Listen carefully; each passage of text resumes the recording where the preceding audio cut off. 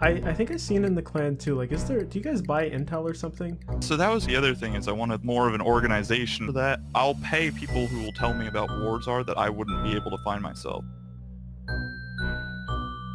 At that point, we kind of put it into the war category, and wars are like 15 mil or more an hour if it's like pures or rag mains, 30 or more if it's rev mains, so they're wearing like bracelets and they might have runes and crystal shields, easily 50 mil plus if it's mains and barrows gloves. Plenty of RuneScape media covers Revenant Looters, only ever PKing them though. Heck, Ronan used his nuke to kill them. Oh my god, there they are. I hit him. And he's down. Oh my god, I knew it! Look at that!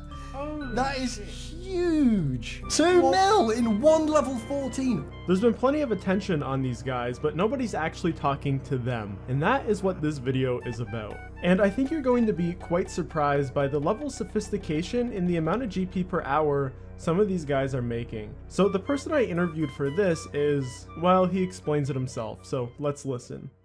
Real fast, the only thing you have to do to support me is smash that like button for the YouTube algorithm, but my girlfriend and I also make figurines out of hard plastic. They're a good size, they fit in the palm of your hand, and they sit on your desk. I'm doing this full time now after losing my job because of the pandemic. If you think they're cool, the link is in the description, and you can get 25% off with the code SUPPORT, and there's $5 shipping going to Canada and the US on all orders over $25, but we ship worldwide. We'll probably stop this sale in like 2 or 3 more days. Okay, let's continue. Can you just give me a bit of a brief background on what you're doing with respect to looting? So we're kind of sitting in deep wild, mainly the Rev caves on low-level accounts, and picking up the things that are left behind from PK or scraps. Me, myself, I am probably the most recognized looter in the game, and I'm probably the one most willing to spend time in the PK communities. I wanted to make a looter, but I wanted to make an account that was like a respectable looter. That was at least the word that I always chose for it. I was tired of the looter is immediately a scum stigma that was always around. And when I first think of looters, my understanding is just these level 3 bots that are running around in Edgeville. So obviously that's not profitable, so you had to come up with like some solution to make money from this? Yeah, so for the most part, if you're looting in Edgeville, it's such low-level wild that a level 3 account's pretty safe. But as you get deeper, you get into like the 30s and whatnot where you can't teleport out. Now you're talking about level 3s can be hit by level 33s with magic short bows, and you're just going to get one hit. So most of us had to like develop a certain style of account that will be safe, whether it's building HP and prayer so you can just tank a lot of hits, or defense and HP so you don't take as many hits as often but you still get hit harder because you don't have the prayer. So why revs in specific? That's where you're looting, right? Yeah, so probably the most active spot where people are risking, and it's multi, because the big thing is that you need people from both teams to die to really make money. The winning team is going to pick up the loot of the people that they kill, but if a couple of them die in the process, then that loot is just going to be sitting on the ground. So multi-spots are where you can make the large amounts of money. So what type of items are you going after? At first thought, I'm thinking what's being left behind is like sharks and brews. So you might think that, but again, that's kind of like what's being left behind by the people who are getting to loot their kills. The money, again, is mainly from the people who didn't get to loot their kills. So anything that a PKer would loot is pretty much popping up on the ground. You know, especially in the Rev Caves, the most common pile is going to be Rev Cave bracelet, certain amount of Dragonstone bolts, and a coif or something, you know?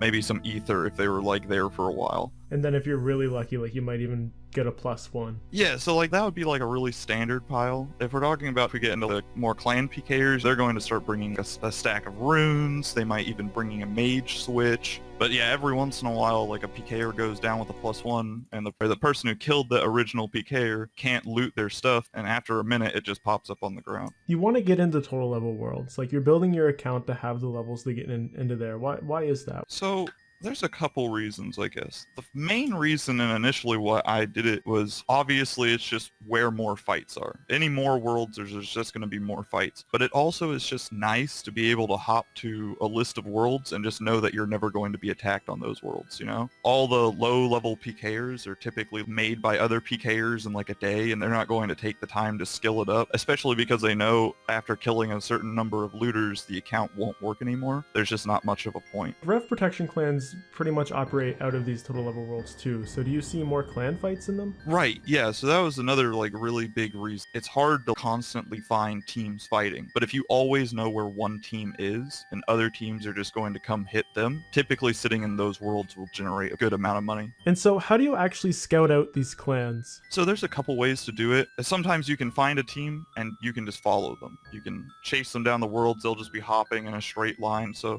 Do you ever try to like add the people in the clans on your friends list? Hope one of them has their private on? like way back in the day, but typically they only turn their privates on when they're at like the duel arena, so you'd only find them in like World 302. So I pretty much stopped doing that because I would just have to like go back through and delete them. What about trying to get intel from the clans? Like, are you in these clans some way or another, trying to listen to where they're calling out to go to? Oh yeah, I've been in a few clans myself. I was in a Scold Revs. The actual first clan I was in like a streamers clan.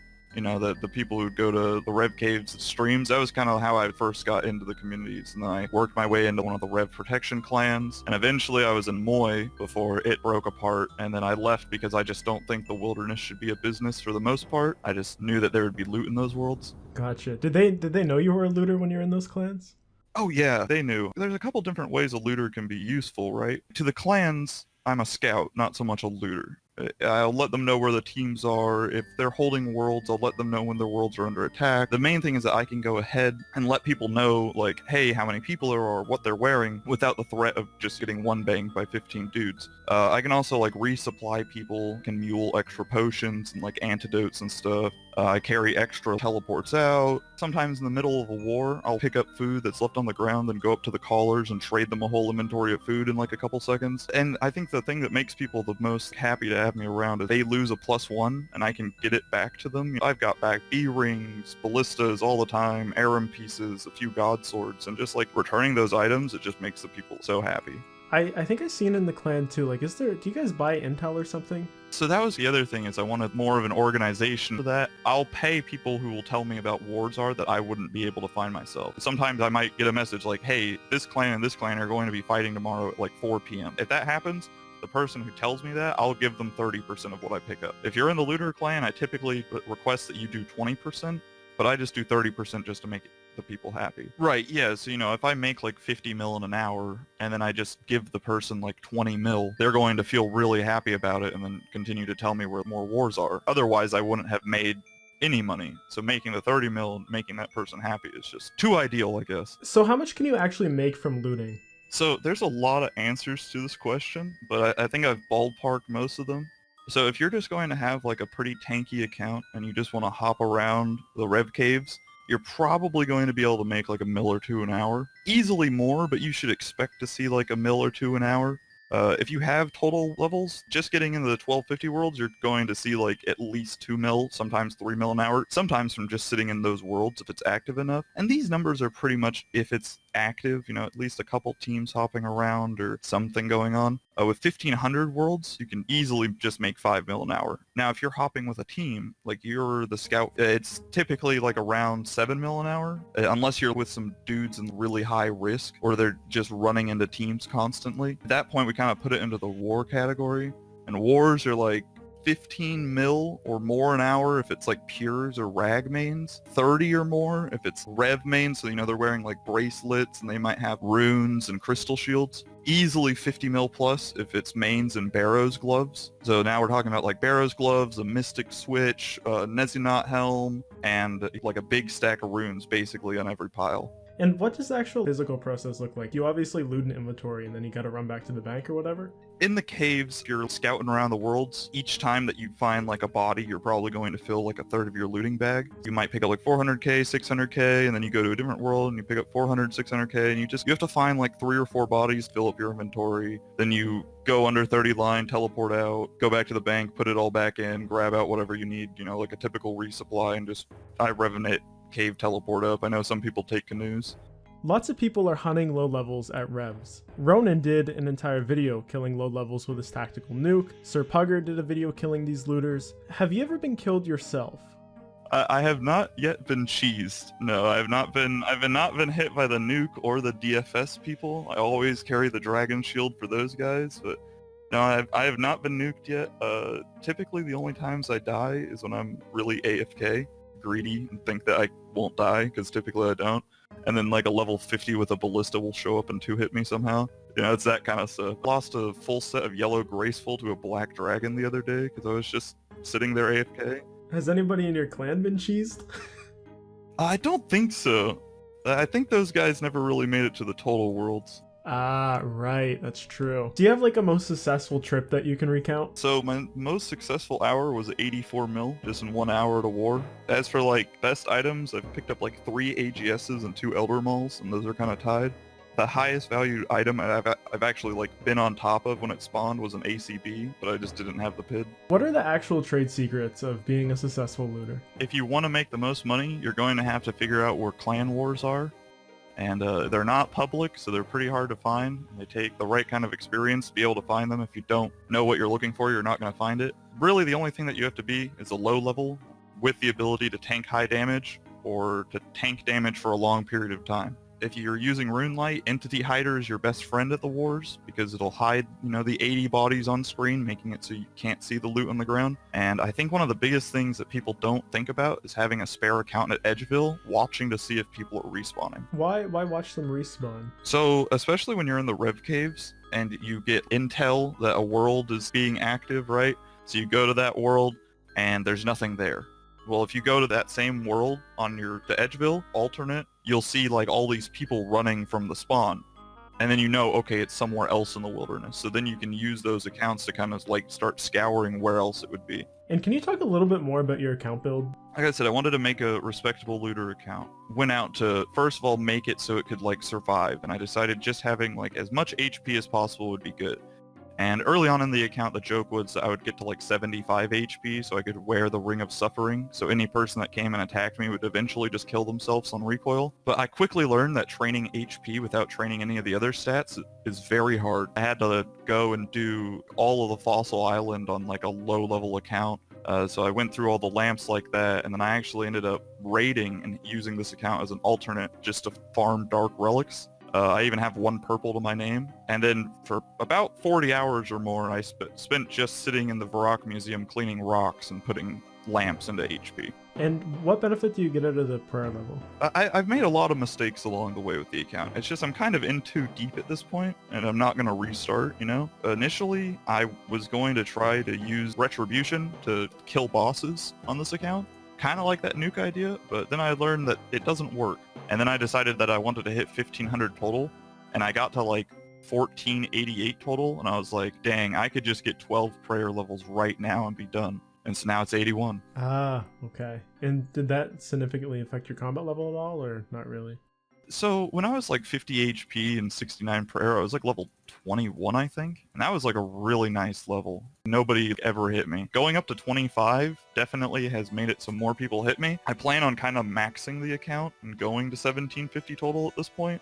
And so I'm going to have to get 99 prayer eventually anyways. But it has made it so more people can attack me. But I can also just leave prayer on during a war and pretty much never worry about it as well. Any challenges? Being a looter isn't very challenging. Building the account can be a challenge if you want it to be. Otherwise, you can make a looting account in like 5 hours. Every once in a while you're out, you might run into a low level Pker who is just at the right place at the right time. But if you built the account tanky, you should be able to live it.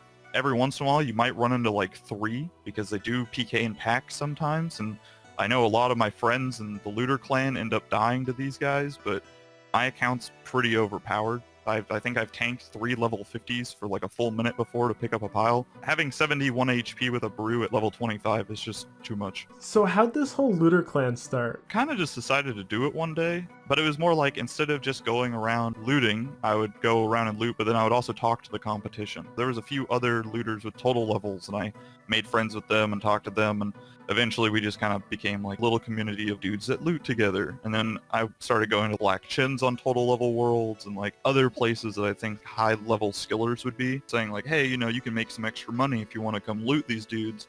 All you have to do is kind of harass Pkers and show me what you pick up. And I think it would just be so much fun to have a network of looters, and they're all in different clans in the game. And when clan fights start, all the looters know about it, and they can tell their clans if they want to, or they can just go loot. And with that, I had no more questions. If you enjoyed this video, consider subscribing, drop a like, it really helps out the video, and don't forget about those cute little mole pets and cute little Jad figurines. The link is in the description. Again, we never do sales like this, so now is a better time than ever to support me and my channel and get a good discount on a cool RuneScape figurine.